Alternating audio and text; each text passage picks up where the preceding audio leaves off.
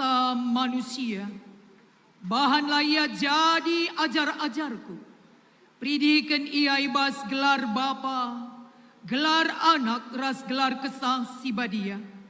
Jana ajari yang ikutkan kerina singgoku pedahkan manbanu. Jana ingatlah, aku tetap raskam seh ku kedungan zaman. GBKP tetap kami serasa lalap mama kemana menate.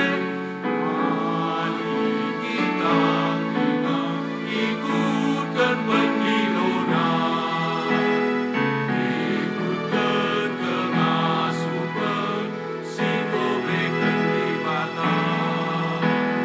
Dia sate Tuhan oh jadi sinta jangan was bersandang taras Kristus Yesus, was bersandang taras Kristus Yesus, was bersandang taras Kristus Yesus, si pengegeri kita. Karena itu saudara-saudara, saat ini kita berkumpul bersama. Bukan sekedar untuk sidang, tapi sebuah fellowship.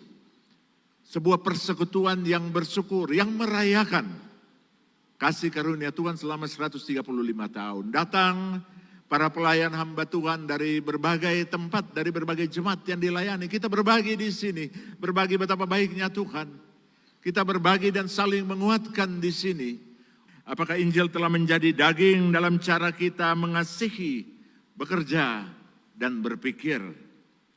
Karena tentu kita sepakat saudara-saudara, tahun-tahun bagi gereja penting, tapi kita tidak bisa semata-mata bangga dengan usia dan angka.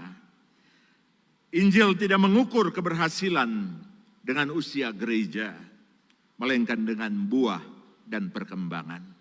Itu yang ditegaskan di dalam Kolose 1 ayat 6 yang menjadi tema kita. Maka pertanyaannya saat ini bukan lagi atau bukan saja sudah berapa lama Injil hadir di Karo, tapi sudah sejauh apa Injil membentuk manusia Karo menjadi berkat bagi dunia.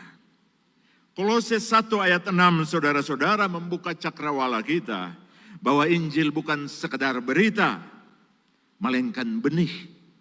Dan kita tahu pilihan tema ini sangat aktual dengan kehidupan keseharian orang-orang Karo yang sangat familiar, bergumul dengan benih, bergumul dengan menanam, menumbuhkan, berbuah, berbunga, memanen. Orang-orang yang hidup di dalam karakter manusia agraris sangat kental dan sangat familiar dengan metafora Alkitab yang juga ditulis pada wilayah kontinental, sehingga banyak sekali memakai metafora tentang benih, tentang menanam, menumbuhkan, membesarkan, dan lain-lain. Dan kita tahu benih, bila benar-benar ditanam dengan subur, akan menunjukkan dua gejala vital yang dibicarakan di sini, berbuah dan berkembang. Kata berbuah di sini menandakan sebuah transformasi karakter, sebuah revolusi batin. Sedangkan kata berkembang menunjuk pada gerak eksternal, pengaruh sosial yang menjangkau dan menata ulang lingkungan hidup di sekitar kita. Dan inilah tanda Injil yang hidup. Ia tidak berhenti hanya pada pengajaran moral, tetapi merombak cara kita melihat sesama dan di lingkungan sekitar kita. Ia tidak berhenti di altar gereja atau mimbar-mimbar seperti ini, tapi merambah sampai ke pasar, sampai ke ladang, sampai ke ruang politik, sampai ke jantung kebudayaan. Inilah Injil yang berbuah. Injil yang mengubah cara kita berinteraksi dengan orang lain, mencintai, membersamai, menyahabati, menjadi terang di tengah kegelapan. Memampukan kita mencerminkan buah-buah roh.